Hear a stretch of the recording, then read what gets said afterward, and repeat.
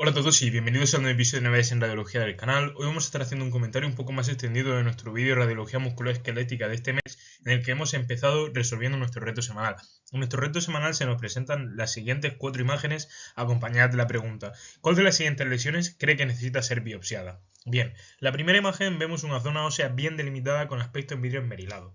La segunda se corresponde con una lesión lítica en la región metafodiafisaria humeral proximal con una línea de fractura transversal y un fragmento óseo desprendido en su interior.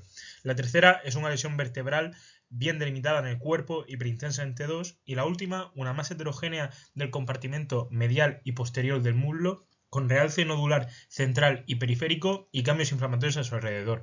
Se tratan respectivamente pues de una displasia fibrosa, un quiste óseo, un hemangioma vertebral y lo último de un sarcoma pleomorfo con cambios hemorrágicos. Así que esta es la lesión que había que biopsiar y es de eso de lo que va a tratar el vídeo de hoy, de las lesiones del aparato musculoesquelético que no necesitan biopsia.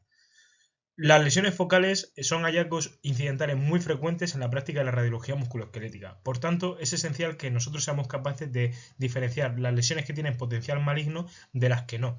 Helms se refirió a estas últimas como las lesiones don't touch o no tocar. En las lesiones óseas, que en la actualidad se conocen muy comúnmente como leave alone o dejar solas, se definen por sus características de imagen y esto excluye la necesidad de hacer biopsias adicionales o estudios adicionales, evitando así intervenciones innecesarias, pero sobre todo la iatrogenia. Estas lesiones se pueden clasificar en postraumáticas, variantes de la normalidad y las que son verdaderamente benignas. En nuestro reto hemos visto todo ejemplos de verdaderamente benignas. Ahora vamos a hablar de estas y de algunas más. Repasando en primer lugar la displasia fibrosa, recordamos que es una alteración del desarrollo óseo típicamente localizado en médula ósea de la región metafisaria en niños y adultos jóvenes, siendo la descripción clásica un patrón en vídeo ilustrado como hemos visto.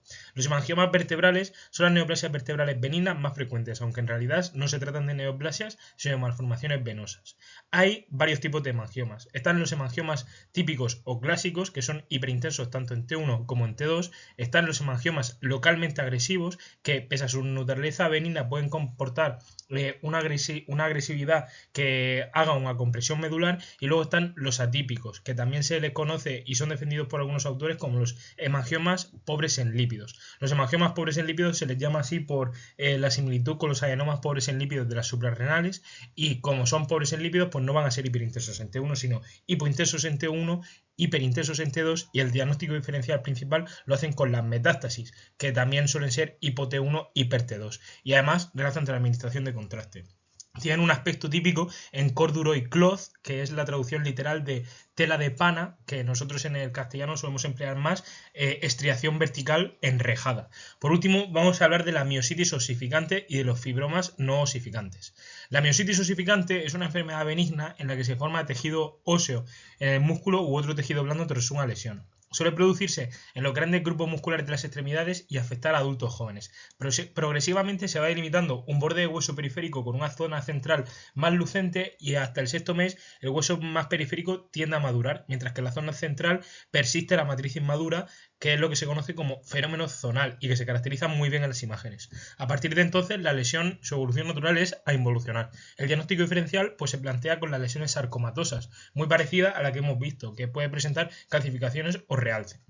Los fibromas no osificantes, por cierto, las calcificaciones de los sarcomas son calcificaciones distróficas, que en un futuro hablaremos de la diferencia entre calcificación distrófica y metastásica. Los fibromas no osificantes, que es por donde nos habíamos quedado, son lagunas multilobuladas que se suelen situar en posición excéntrica contra la cortical metafisaria y se produce un abombamiento moderado de la misma, y además se puede encontrar disminuida de grosor frente al defecto con un reborde de osteocondensación que marca muy bien su límite medular. Y algunas otras que no nos ha dado tiempo a comentar en nuestro vídeo corto son, en primer lugar, los infartos óseos, que los infartos óseos se pueden manifestar por focos muy bien delimitados tanto de esclerosis como líticos. En la resonancia, en la fase más aguda son lesiones circunscritas con edema óseo que muestran bordes serpiginosos o geográficos hipointensos, y la periferia puede realzar tras la administración de contraste, mientras que el centro no, y esto sigue la fisiopatología de la enfermedad, porque la región central representa precisamente la zona infartada. Los quistes sinoviales se presentan como focos radiolúcidos en la porción anterosuperior del cuello femoral y son consecuencia de una herniación de la sinovial en defectos corticales relacionados con fenómenos de impingement femoroacetabular o pinzamiento. Y por último, hablaremos de la melorreostosis, que es una forma poco frecuente de displasia mesenquimal. Se manifiesta como zonas de hueso esclerótico con aspecto de cera de vela derretida, que es la última imagen.